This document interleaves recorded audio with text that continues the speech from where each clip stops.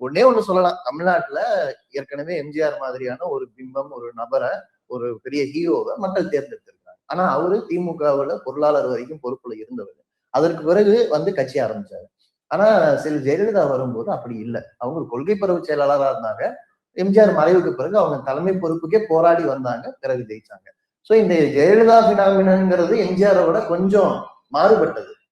அதை விட மாறுபட்டு இன்னைக்கு ஒரு ஸ்டாரா இருந்து நேரடியா அரசியலுக்கு கட்சி ஆரம்பிச்சு வந்தாலே மக்கள் தேர்ந்தெடுப்பாங்க அப்படின்னு பார்த்தா எனக்கு ஒரு அரசியல் அற்ற ஒரு தேர்வை மக்கள் செய்யறதான் தோணுது.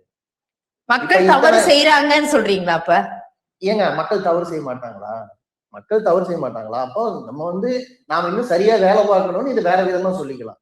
கொள்கை பேசக்கூடிய கட்சிகள் இன்னும் மக்கள்கிட்ட சரியா போய் சேரணும் வேணா சொல்லிக்கலாம். ஆனா உங்களுடைய செல்ஃப் ரியலைசேஷன் இனிமே ஆரம்பிக்கணும். இனிமேல் தான் ஆரம்பிக்கும். பட் பாயிண்ட் என்னன்னா, நாங்க இதெல்லாம் ரியலைஸ் பண்றது ஒரு பக்கம் இருக்கட்டும். இப்ப மக்கள் தேர்ந்தெடுக்கிறதுக்கு ஒரு அர்த்தம் கேக்குறீங்கல்ல, அப்படி ஒரு அர்த்தம் நீங்க சொல்லுவீங்களா? உங்களால சொல்ல முடியுமா?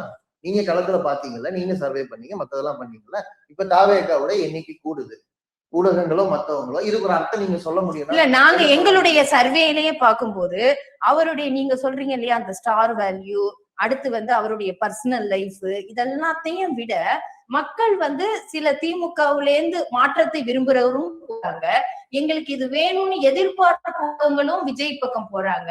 நான் சொன்ன இந்த முன்னாடி சொன்ன இந்த ஃபேமிலி விஷயமா இருக்கட்டும், மத்த ஸ்டாரு அவர் வருமான வரி கட்டல, இதை எதுவுமே இம்பாக்ட் பண்ணல.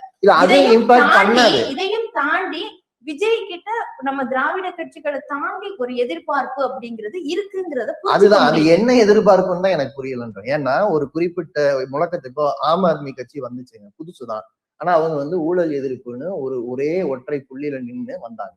அப்ப எல்லாருக்குமே புரிஞ்சுது, ஓகே இது ஒரு ஒரு ஊழல்ங்கிறது ஒரு எல்லையை நோக்கி, எல்லையை தாண்டி போகுது. இந்த பொருளாதார கட்டமைப்புக்குள்ள ஊழலை ஒழிக்கணும்னு மக்கள் விரும்புறாங்க. நம்ம அதுல இருந்து ஒரு அர்த்தம் சொன்னோம்.